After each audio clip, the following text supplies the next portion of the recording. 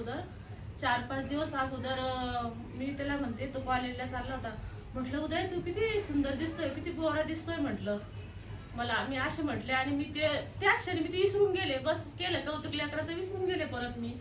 पण नंतर मग 8 दिवसानंतर मग गल्लीतला साखरपुडा होता आणि तिथं फटाका फोडायला, म्हणजे बाकीचे मुलं पण गेले, हा पण गेला. बाकीच्या मुलाचा फटाका फुटलाच नाही, याचा फुटला बी आणि त्याच्या फेसकडेच तो आला, तर त्याचा पुरा चेहरा वर पडला. त्या क्षणी मला वाटलं कोणीतरी असेल, पण माझ्या मुलाचे जेव्हा हात पाहिले त्या क्षणी माझ्या तोंडातून प्रभू येशूचे नाव निघायला लागले. का देवाने इतकं म्हणजे हे केलं, सामर्थ्य दिलं, म्हणजे जे दवाखान्यात न्यायचं होतं तिथं इलाज होणार नव्हता, तिथे डॉक्टर्स अवेलेबल नव्हते. त्या दवाखान्यातून आम्ही वापस आलो. आणि उज्ज्वला दैफळे मॅडम म्हणून स्पेशल कोर्टाच्या समोरच एक दवाखाना आहे, त्या दवाखान्यात माझ्या मुलाची ट्रीटमेंट झाली आणि त्याची फीस पण कमी लागली आणि चेहरा देवाने त्याच्या पहिल्यापेक्षा त्याचा चांगला केला. देवाने मला 8 दिवस पहिले सुचवलं होतं चेहरा असा होणार आहे.